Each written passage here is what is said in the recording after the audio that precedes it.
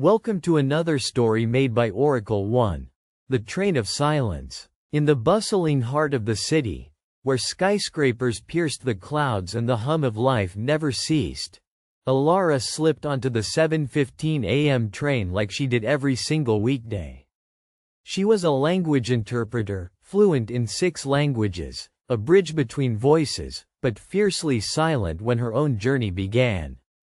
Every morning, she donned her noise-canceling headphones, buried her nose in a translation manuscript, or gazed out the window, cocooned in an invisible shell of calm.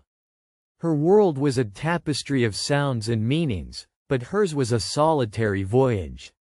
Alara worked for international conferences and meetings, her skill indispensable but her presence unassuming. Her commuters, however, were a world apart. A symphony of strangers sharing the metallic space but rarely words. In the soft glow of early morning light filtering through the train windows, she noticed him. A man with dark tousled hair and eyes that held a quiet contemplation. He always sat in the same seat beside her, fingers tapping absent-minded rhythms on his briefcase, absorbed in a worn book filled with poetry. His name she did not know, and like her, he wore a veil of solitude. Days turned to weeks, and Alara grew intrigued. The man never spoke, never looked directly at anyone. Curious, she started to imagine the words he might be reading. One damp autumn morning, the train was crowded, the air redolent with wet leaves and coffee. Alara's routine was interrupted when the stranger accidentally dropped a worn bookmark from his book. She picked it up, hesitated, then placed it gently back on his seat. As her fingers brushed the leather, a sudden idea sparked in her mind. What if she communicated quietly, delicately slipping a piece of her world into his? The next morning, Alara wrote a quote in French on a small yellow sticky note.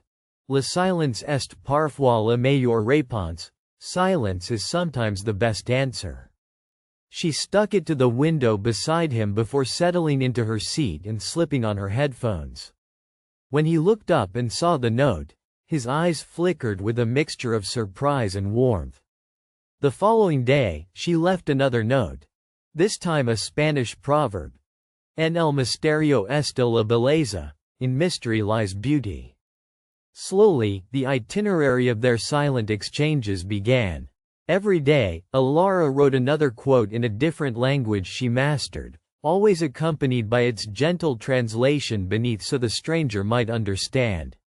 She used languages from the soft intonations of Italian to the rolling consonants of Russian to the poetic grace of Japanese haikus. The notes formed a map of emotion, a secret dialogue created from words and silence.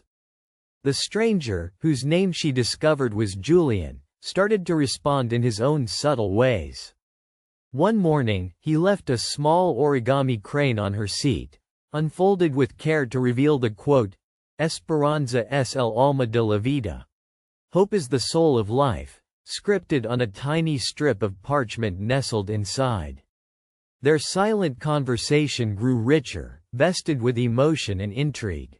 The train rides became less about escaping the world and more about creating a pocket universe for 2 lonely souls. Alara reveled in the warmth growing between them, curious to know what his life was like beyond the train. Julian, she learned later from a note penned in English, was a travel writer, always seeking stories hidden in the folds of cities and forgotten alleyways. His quiet demeanor hid a passionate storyteller's heart, and Alara found herself yearning to hear his voice beyond poetry and folded paper.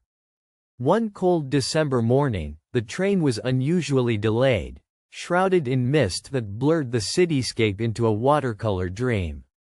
Alara arrived with her usual clutch of sticky notes, this time with an empty one atop the stack. On the seat beside her, Julian placed a note as well. She unfolded it nervously to find a simple question written in Italian. Posso conoscere la tua voce? Can I know your voice? The request sent a shiver through her. It was unspoken, fragile, and vulnerable. Alara glanced toward him. He smiled softly, a rare gleam of invitation. The train continued to rumble forward, landscapes weaving past the window. Tentatively, she spoke her first words to him. "I have waited a long time to say hello," she whispered. Julian's face illuminated with warmth as he replied softly, "And I have waited to hear your voice." From that day, the silence between them blossomed into a conversation. They spoke in broken sentences, laughter peppering the quiet compartments. Language no longer was a barrier but a bridge made of tender words and unyielding curiosity. The sticky notes, once shy tokens of unspoken feeling, became pages they filled with plans, memories, dreams of places they would visit together. Weeks later, the city celebrated the winter's first snow.